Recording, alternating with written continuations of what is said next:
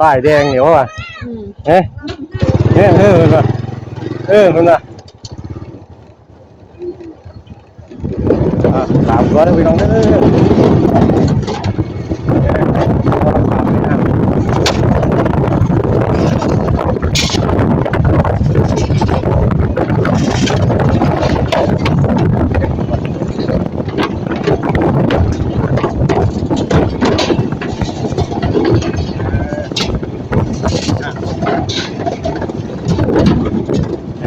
ถามได้ไหมเนาะ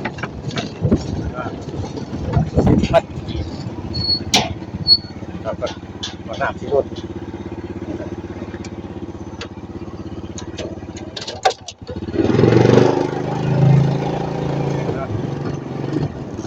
นั่งคุม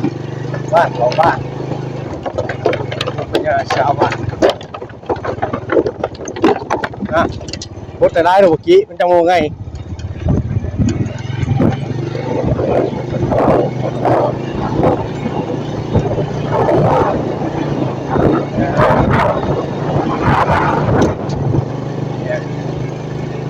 นั่งพาบ้านแก่งคน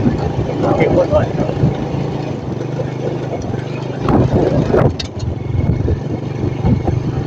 วันกินเห็นวันไหนก็แซ่เด้อเราขอบไป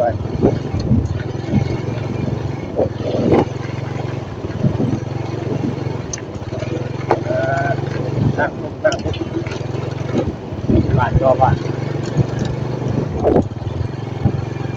คือครัวก็สะดวกสบาย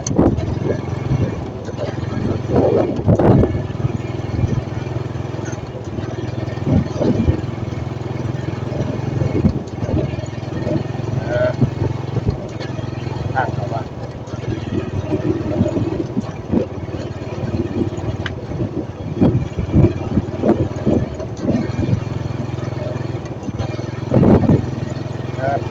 ของหน้าเส้น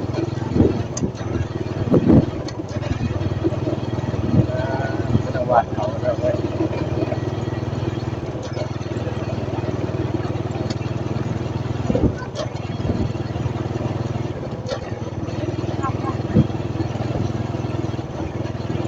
ท้ายจังหวัด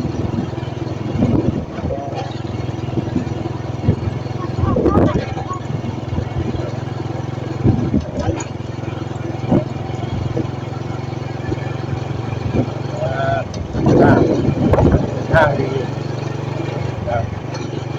คิดเนี้ยก็สะดวกคิดนั่งทำเนี้ยกระจ่างธุรกิจเนี้ยกระจ่างว่าทุกอย่างกับการไปกันมาก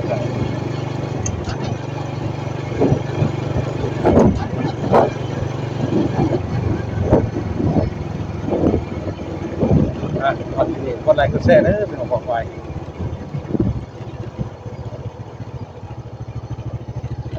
แหละพี่ก็สำเร็จพี่น้องสบายดี